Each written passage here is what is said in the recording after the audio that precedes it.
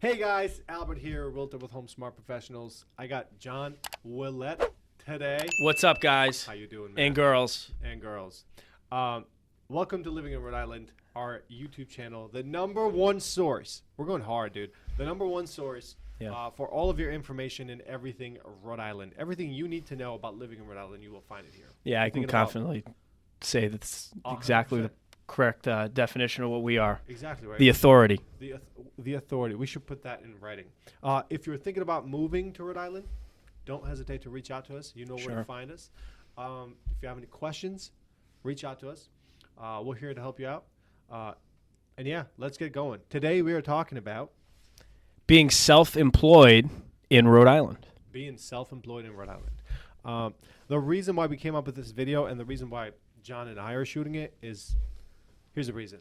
We've had a lot of people reach out to us who are thinking about moving here, but they're like sole proprietors. They own a small business, or like they have like side gigs, like most people these days, right? And they always ask us questions about, what's the climate there, about, like starting your own business, having your own shop, or like having a food truck and things like that. Because for some reason, Providence especially attracts a lot of those people. Obviously, I started this business 4 years ago now, 4.5 years, 4 years ago.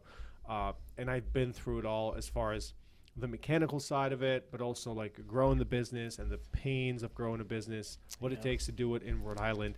It's different. Yeah. It is different to do it here than anywhere else. And then obviously John, because you come from a family of entrepreneurs. I mean, your whole life, your family, your dad has been, he has had multiple successful endeavors in business. Sure. Right? And obviously you're extremely entrepreneurial yourself. So it's only fitting that we do it. Yeah. And for all of our business families out there, the kids know it's a full-time job as a kid too, growing up in that environment. So it really is a lifestyle, and it's a tough lifestyle to get out of once you've tasted what it's like to succeed in it as well. Because the ceiling is pretty much unlimited when you really boil it down. Mm-hmm. I always think about it, right? When I had jobs versus when I worked for myself. Until now, I mean, I've made way less income than I made when I had jobs because I reinvest so much into the business.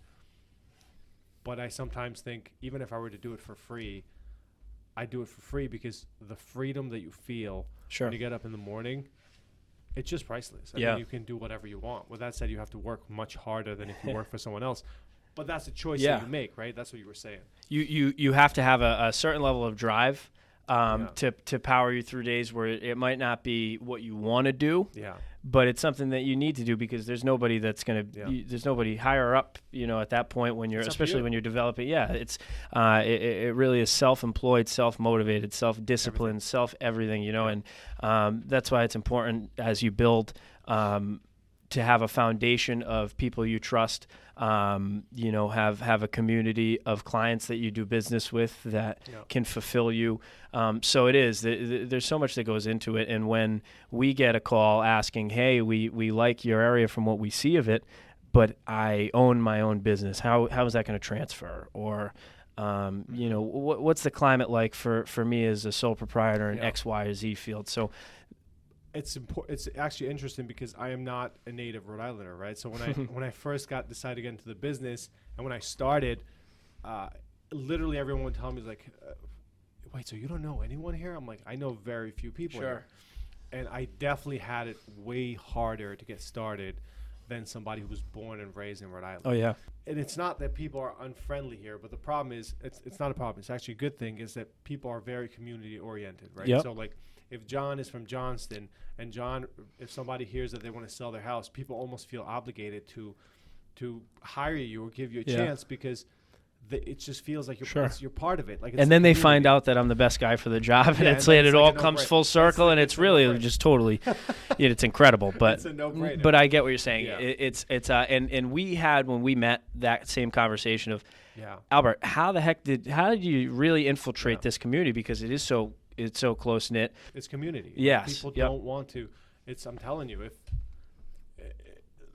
if you're a realtor, when we're talking about this because that's what we are, and if you're from Warwick, if you're competing against someone from Johnson on a listing that is in Johnson, it's going to be harder for you to get it, although it's like 11 minutes away. Right? Yeah. That's how it works. Sure. So I had those challenges when I first got started, but what I chose to do that worked for me is I chose to really work a lot on my craft. Yeah. So that when I sat down with people and explained my value proposition, it almost was the question almost that thing never came up of like, sure. oh, are you from Rhode Island? And then it almost kind of turned around. Yeah. Where people. Where now I use it to my advantage, because when I tell people my story of where I come from and the adversities that I faced, it's like people start rooting for you. Yeah, you know? yeah. That's kind of that's that part. To Albert, I think you touched on playing and not playing to it, but acknowledging that struggle that you had to almost feel like they're rooting for you. There comes a point in time, too, throughout your process of meeting with them, not to go too much off on a real estate tangent, where they're starting to make the decision less on an emotional standpoint and more from an analytical standpoint, a logic standpoint, rational standpoint, to say, oh my goodness, well, there are all these other options, and then there's this option that obviously works a little bit more efficiently. The main thing is that we can really hound on, if somebody who's thinking about moving here, that the climate, it's because of the small population in a small state, it kind of works in your favor, but it could also work against you if you don't know how to not manipulate it. If you don't know how to manage that in the right way, because you have to understand that you're a small community, so you have to kind of almost pick a field and really focus on delivering high value. Yeah. And then the other thing is, you can't fuck around a lot, because you drop the ball 2-3 times. Yeah, everybody knows. The word is out there. Yeah, everybody knows. You literally just hear gossip all the time. That's how it is, because it's small. Yeah. Literally, you're on your other side hustle that you're doing, right? I was having drinks with a client that I had 3 years ago before I met you, and now he's working with you guys on your project. Yeah, funny. That's how small this world is. You know what I mean? So I tried to turn him too. I said, "Hey, you need a realtor?" He's like, "Oh, I got one, buddy." I was like, "No, dude." And I said, "I think he might need a revamp." But long story short, it's everybody knows everybody, and it can either be something that you use as an advantage, or you drop the ball on it. It takes a lot of effort, and it takes a lot of community building, and in a lot of cases too, it takes being involved in their lives prior to them being able to do anything for you. Right, so they understand that this is somebody that actually cares about me in the community and the people around me, and that can be a huge benefit too. And self-employment, there are so many different fields. I think the biggest one, Rhode Island self-employment, restaurants. Yes. I think that might be the field of choice, seeing how great the cuisine is up here. What do you think about that as somebody that came up here? 100%, I agree. I mean, before I lived here, I lived in New York, and obviously the food in New York is great, but the food here is great. I mean, just Providence alone has the variety of food in Providence is absolutely amazing, and you just have all these amazing chefs that go to what's the college? Johnson Wales.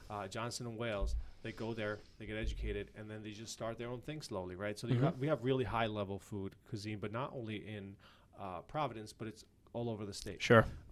Your family has a successful restaurant. Yep. Right? They're in Johnson, right? And it's all about community. It's one thing I remember. I know I'm talking too much, but I literally remember being here, and I worked in a restaurant when I first moved here. And I'm like, why do these people come back all the time at the same place? Yeah, I didn't get that part, but now I get it. It's community, like they support you. Support you.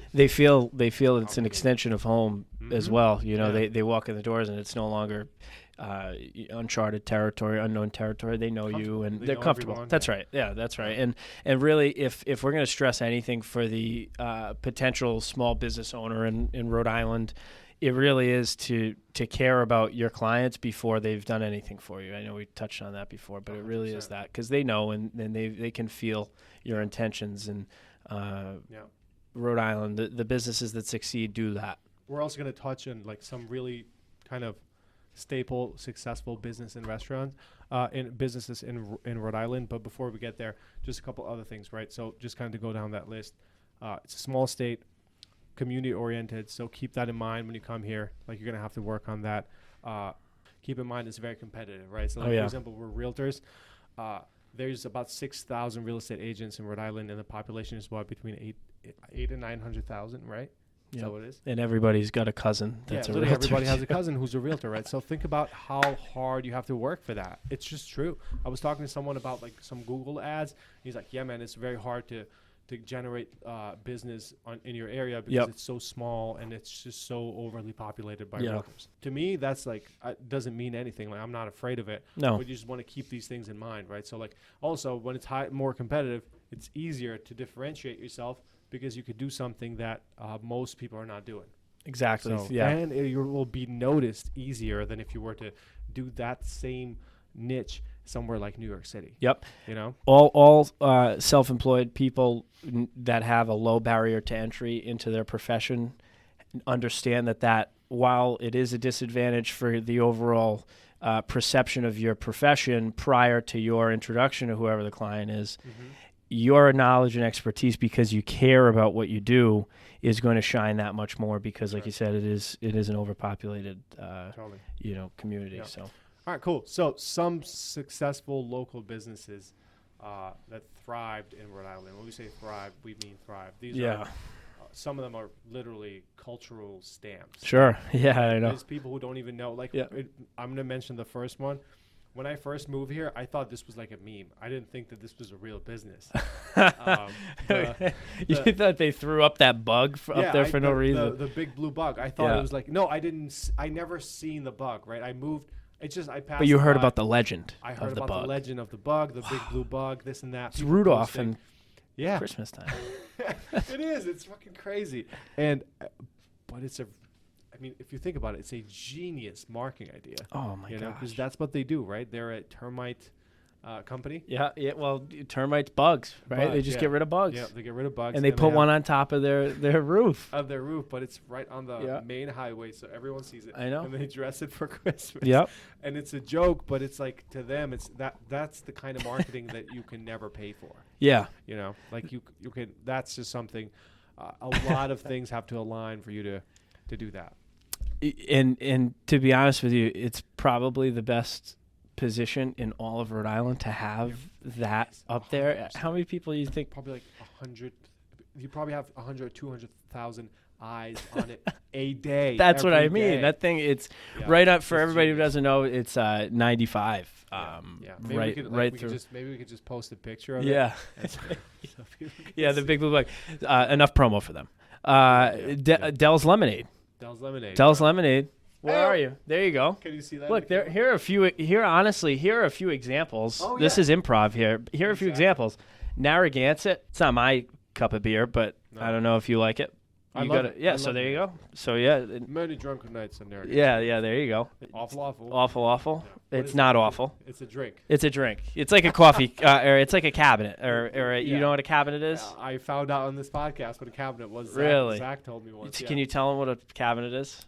It's a milkshake. That's it. Yeah, that's all it is. It's a milkshake, really. But we call it a cabinet. Yeah, a cabinet. That's what we do. Yeah. So.